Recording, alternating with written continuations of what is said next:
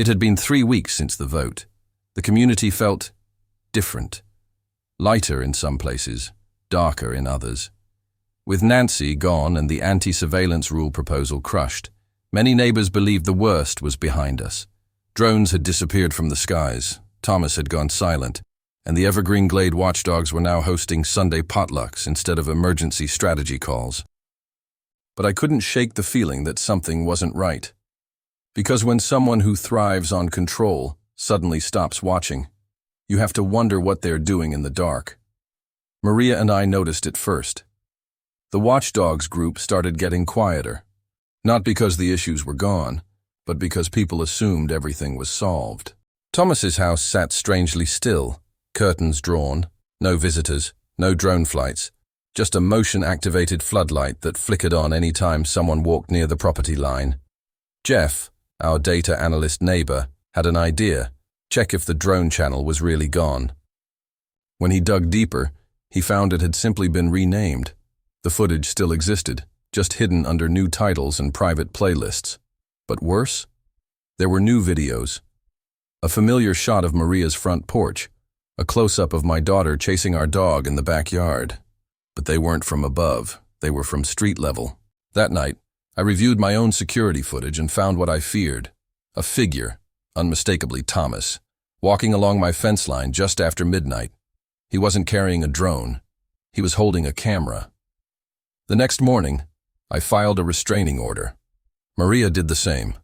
The news had died down, the HOA board was reorganizing, and most of the neighborhood wanted peace.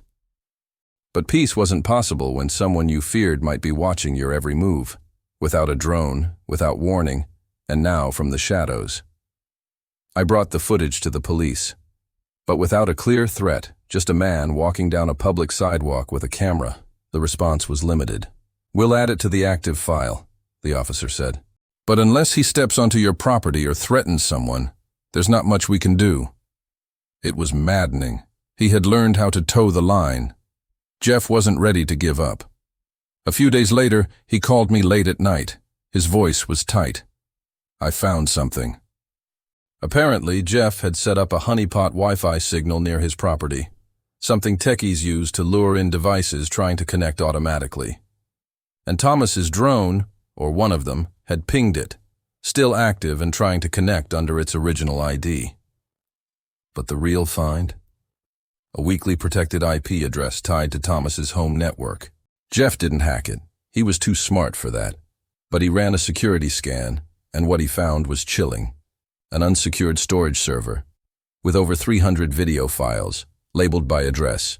There were folders named 102 Willow Lane, 103, Rachel Backyard, Maria Kids, and even HOA.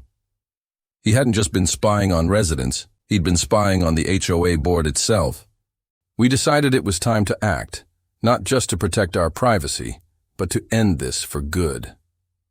With guidance from a friend of Jeff's who worked in cyber law, we documented everything properly and sent it to the County Sheriff's Department, Local News, again, the HOA's interim president and every single homeowner in Evergreen Glade. The footage hit like a bombshell. The HOA board was furious, not at us, but at Thomas. The same man who had once enforced the rules was now revealed to be the one breaking them most egregiously. Apparently, some of the board members had even been filmed during private conversations in their own homes. And one video showed Nancy, the former president, having what looked like a heated argument with Thomas in his driveway, just days before she resigned. Suddenly, we had context. She hadn't stepped down out of shame. She had been pressured, maybe even blackmailed. An emergency HOA meeting was called. The room was packed, standing room only. Jeff presented the evidence. Maria shared the experience of being stalked with a camera, and I laid out the timeline, the drone, the violations, the retaliation, and now this digital dungeon of footage. The board had no choice. They issued an immediate cease and desist order against Thomas Grover and filed for a permanent injunction banning him from using any surveillance technology in the neighborhood. They also called for a criminal investigation to determine if privacy laws and digital security statutes had been violated. Thomas didn't show up to the meeting. The next day, a moving truck pulled up to his house. By the weekend, he was gone. The air felt lighter again, this time for real. The watchdogs remained, but not out of fear. We became a group of support, transparency, and accountability. The HOA board revised its charter to include resident privacy protections. New rules banned unauthorized surveillance equipment, and all drone use now required community approval. I even saw neighbors who once avoided eye contact working together to repaint a community park bench.